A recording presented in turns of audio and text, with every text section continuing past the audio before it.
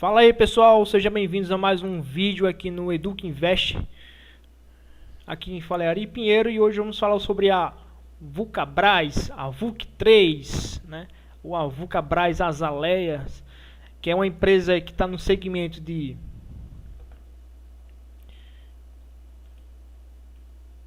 consumo, né? Cíclico, mais especificamente de calçados, né?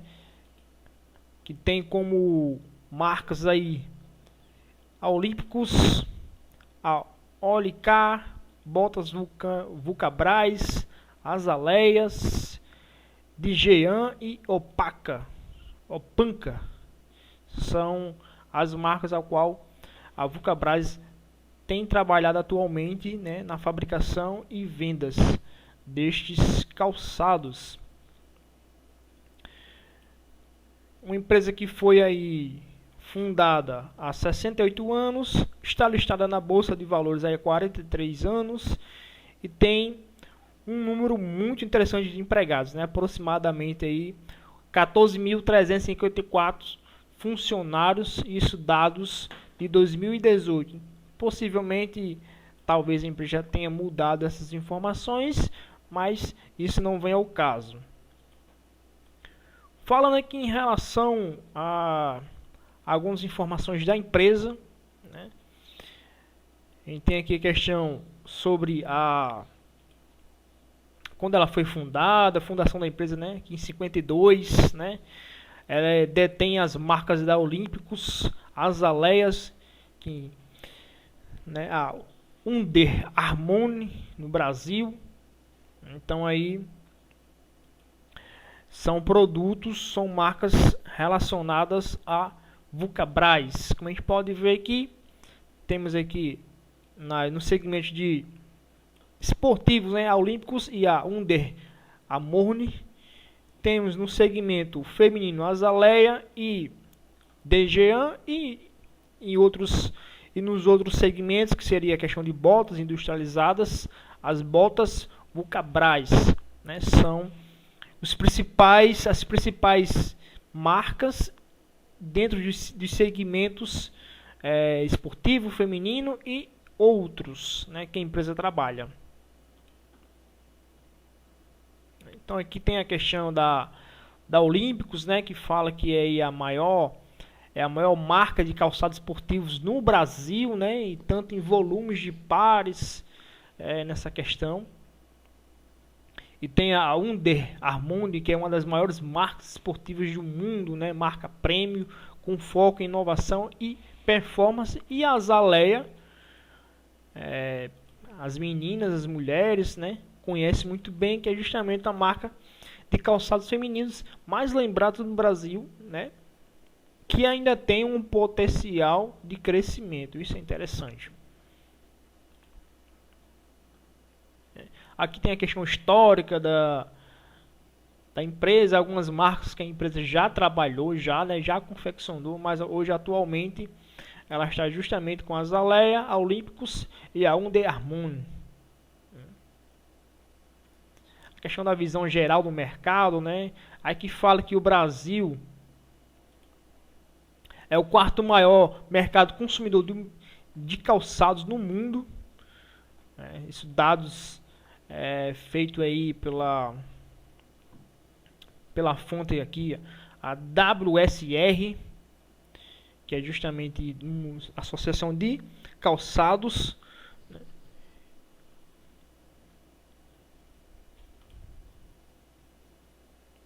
Aqui fala um pouquinho em relação à questão de potencial de crescimento da empresa, né?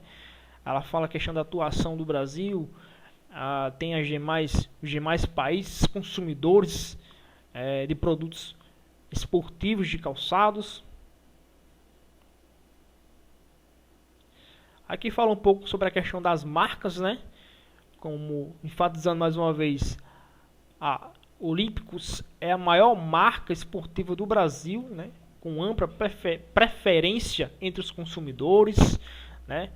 Ou seja, 100% aí dos consumidores que foram consultados aí, 100% conhece, 84% já utilizaram a Olímpicos, certo?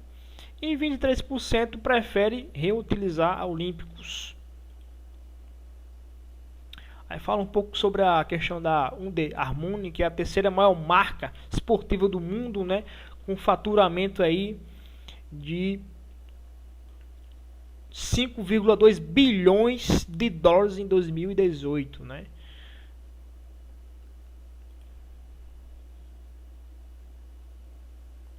Aqui tem a questão do posicionamento das marcas esportivas. A gente vê aqui a questão da faixa de preço, né?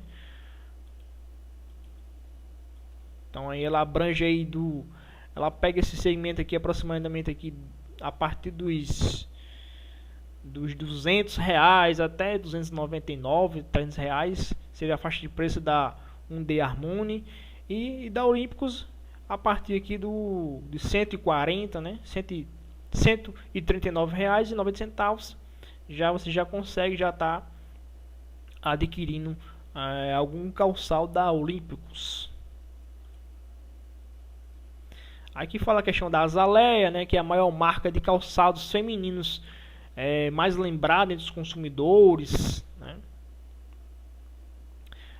Aí aqui tem a questão aqui, tem a Grendene, a Beira Rio, a Azaleia, Arezzo, né, e tem outras marcas internacionais. Seria a questão do posicionamento da Azaleia entre as principais marcas existentes de calçados femininos no Brasil.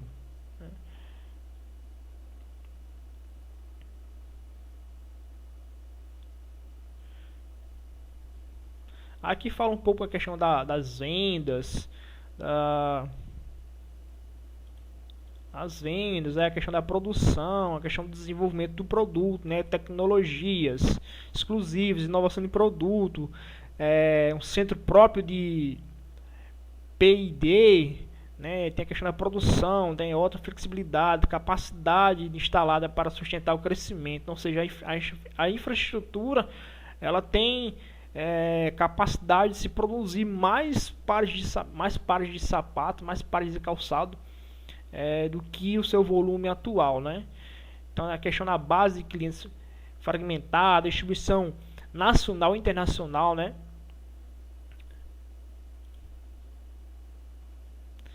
Aqui tem a questão dos pontos de vendas, né? A questão onde o Brasil está situado, tem o Nordeste, Sudeste, tem o Sul, Centro-Oeste, né, são escritórios de representação comerciais, são aí 52 escritórios de representação comerciais, com mais de 300 pessoas dedicadas às vendas e merchandising do produto, né? E também tem a questão de 60 promotores de vendas.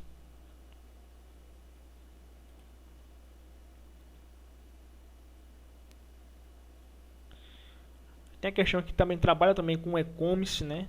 O site tem um próprio site aqui nos produtos da Olímpicos, né?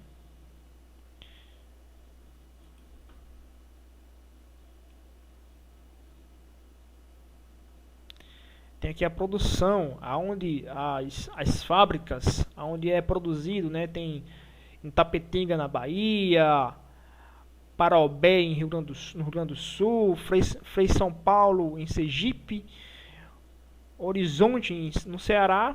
Então são as empresas, são as fábricas situadas, distribuídas praticamente em todas as regiões do Brasil, isso contando aí com aproximadamente 14.554 funcionários, né? Então é uma empresa que tem bastante fábricas pulverizadas na região do Brasil, no qual trabalha com essa segmentação dos seus produtos, né? Então ela não está concentrada só em um único polo industrial, né? Então tem o polo industrial no Nordeste, Sudeste, Centro-Oeste. Então a questão da logística, né, no centro de distribuição eu acredito que tem uma eficiência melhor por ter a própria fábrica no Nordeste. Então, para quem consome seus produtos do Nordeste, não precisa esperar os produtos serem enviados de São Paulo, né, da região de São Paulo, sendo que já tem uma fábrica aqui no Nordeste e, consequentemente, tem um CD, o Centro de Distribuição no Nordeste, o qual faz essa otimização da entrega dos produtos em tempo hábil, né? Isso é bastante interessante.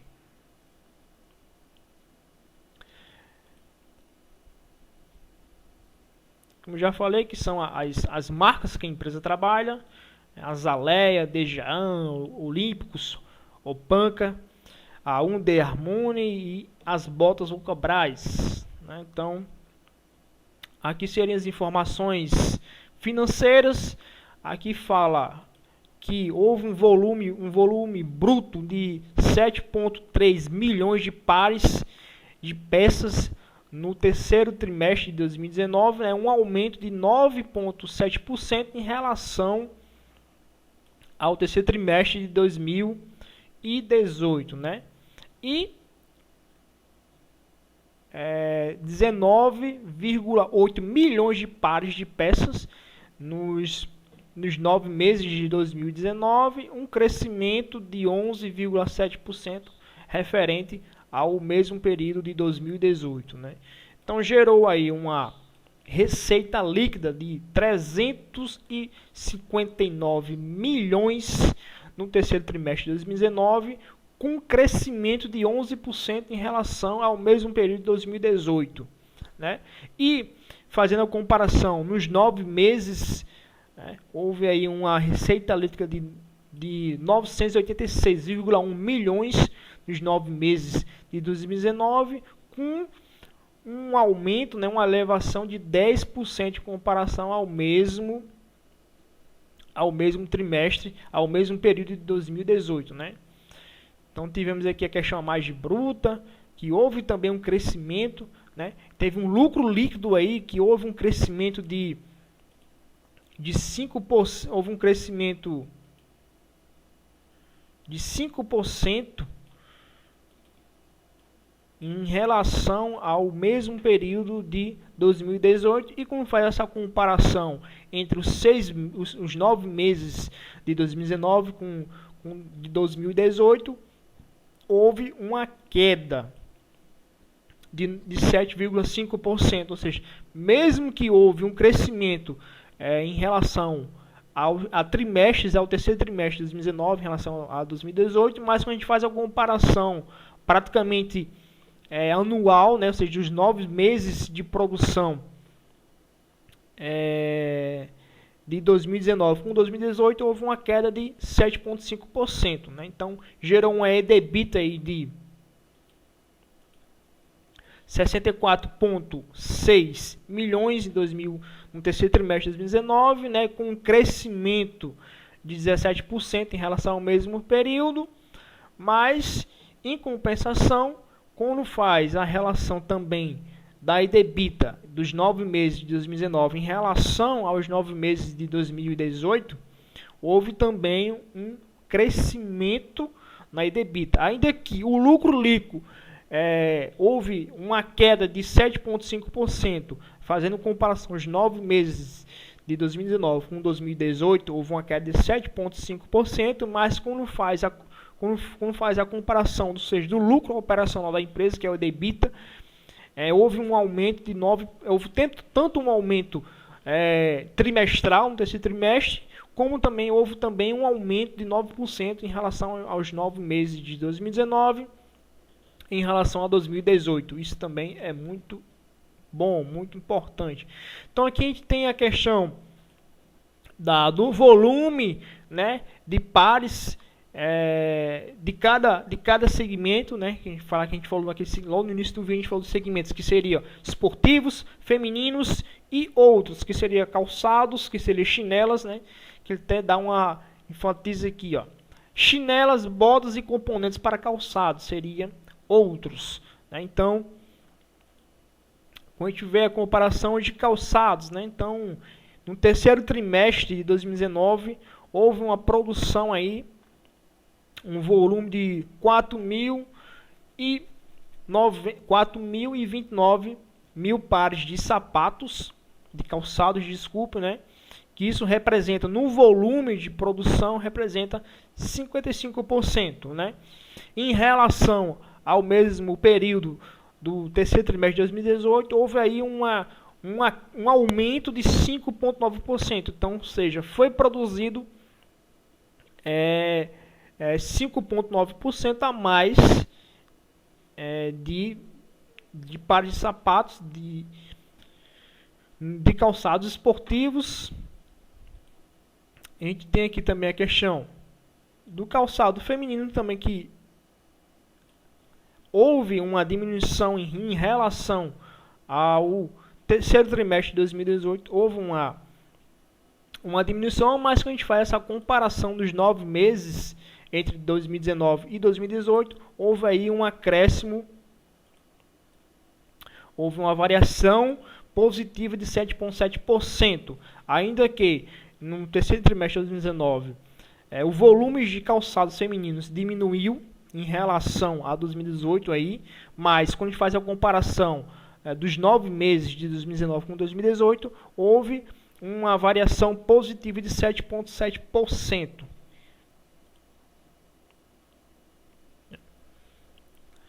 Então aqui pode ver aqui, a gente vê aqui a questão da receita operacional por categoria, né? Então, ou seja,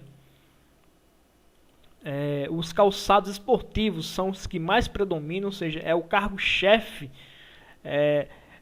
o maior volume de vendas, o maior volume de pares de sapatos de calçado é justamente os esportivos, né, que representou aí no terceiro trimestre 270 milhões de reais, né? Isso representa sobre a receita operacional 75%, ou seja, 75% da receita operacional da empresa no terceiro trimestre de 2019 foi oriunda dos calçados esportivos.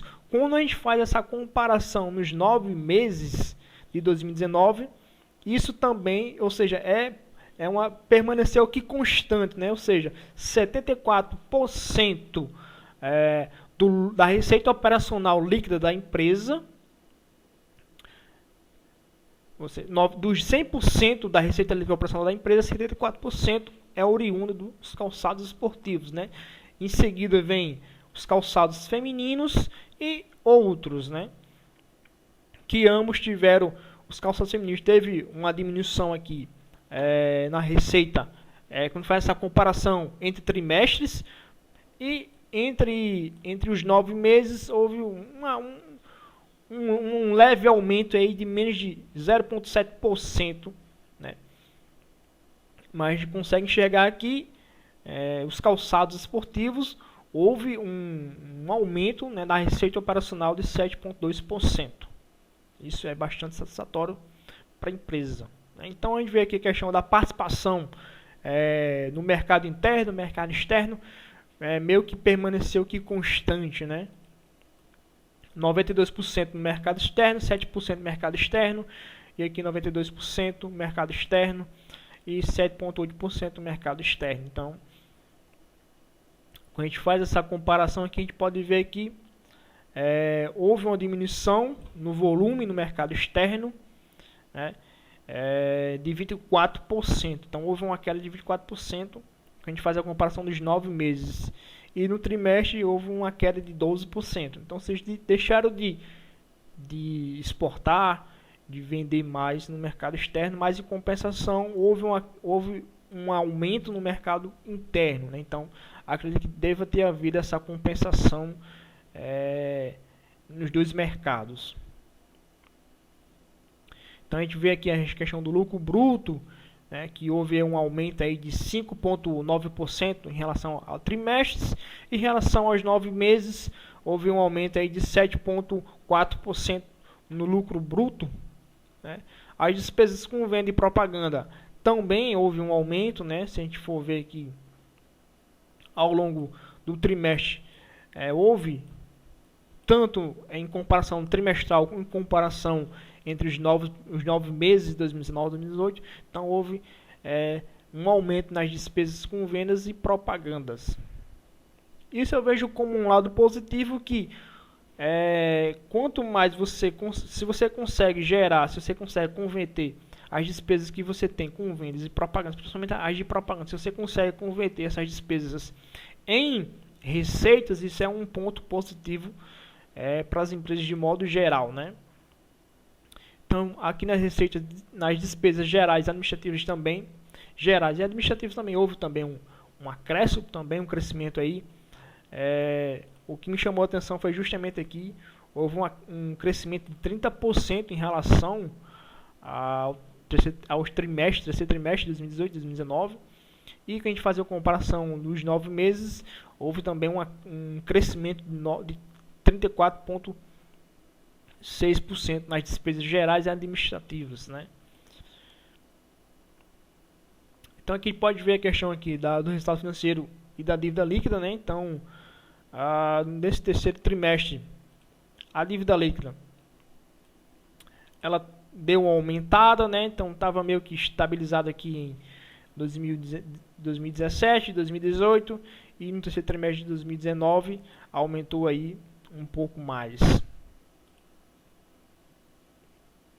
A gente pode enxergar aqui também a questão do lucro líquido, ainda que foi um lucro satisfatório nos 9 meses de 2019, mas houve uma queda de 7,5% em relação a 2018.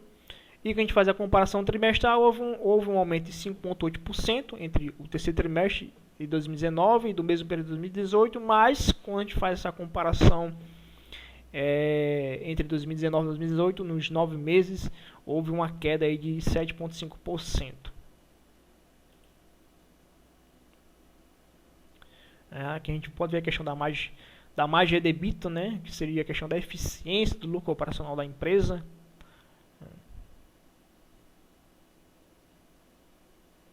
Aqui a gente pode ver a questão do fluxo de caixa da empresa. Então a gente vai aqui para algumas informações, alguns indicadores fundamentalistas. Como a gente pode enxergar aqui, a gente pode ver que a receita líquida da empresa ela permaneceu constante, né, desde 2016. Você vê que ela tem uma receita líquida meio que constante, né? Então ela nem diminuiu, nem cresceu de uma forma extravagante, ela vem constante desde 2016. A gente pode ver aqui a questão da EBITDA também. A EBITDA, nesses 9 meses de 2019, ela foi mais eficiente, né? Teve um aumento aqui em relação teve uma eficiência melhor que 2018. 2017 também foi um resultado positivo. Em 2016 e 2015 ficaram ali um pouco abaixo, mas de modo geral demonstra aqui que desde 2015 houve um aumento na EBITDA, né? Então a gente pode ver aqui no lucro líquido aqui, 2015 a empresa teve um prejuízo em 2015, em 2016 conseguiu reverter esse prejuízo em um lucro positivo e desde 2017 vem obtendo lucros, ou seja, a empresa conseguiu se reestruturar no mercado e vem conseguindo ter lucros consistentes desde 2016. Então a gente pode enxergar também esse reflexo em suas dívidas. A gente pode ver aqui que a dívida em 2015 e 2016 estava bastante alta, mas conseguiu diminuir aí. Houve uma diminuição aí, se a gente for fazer a comparação aqui, quase 400% de diminuição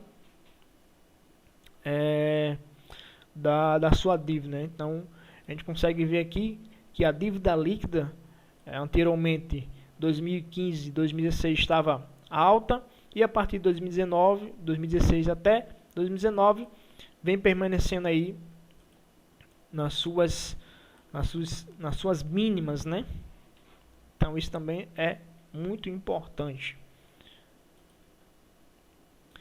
Vamos aqui para a parte do gráfico, ver como é que está a ação no modo geral. No gráfico mensal, a gente pode enxergar aqui este movimento aqui, né?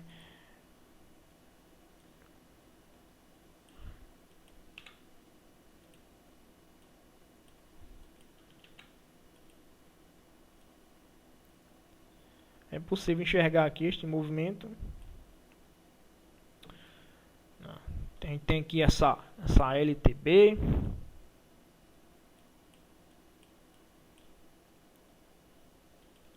Temos esse outro ponto aqui. Então, ela está dentro de uma região de um triângulo, né?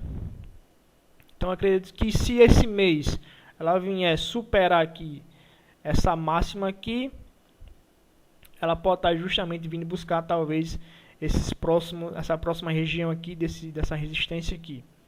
Então, deixa eu só ver como é que é aqui a situação. Então,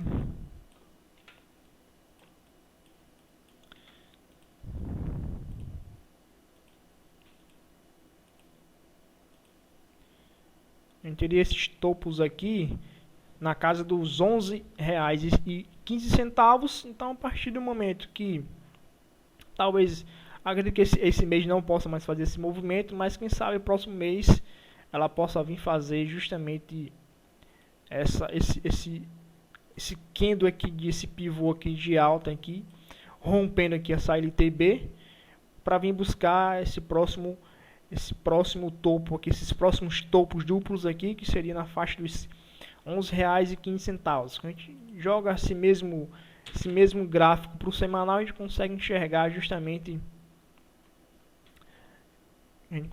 aqui uma tendência curta, uma tendência aqui de alta curta, né, de curto prazo. Então a gente consegue chegar aqui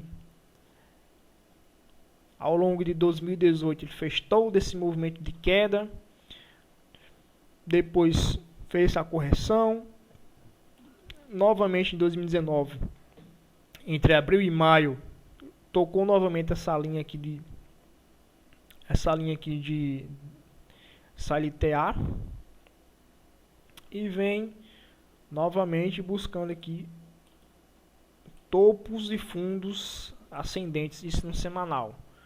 Então, essa semana tem feito um movimento aqui de correção, onde as próximas resistências aí seria aqui por volta da... na verdade já está em uma região de resistência nesses topos aqui anteriores, né?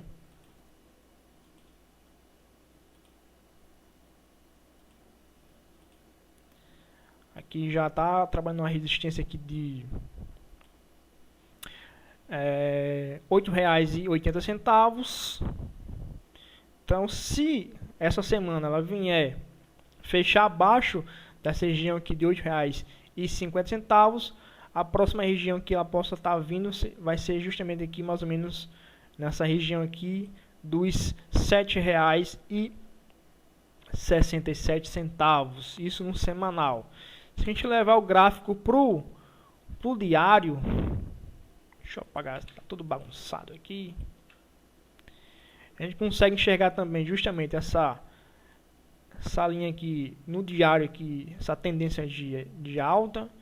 A gente consegue traçar aqui esse canal aqui, no qual o preço justamente ele vem feito estes movimentos aqui neste canal aqui de alta.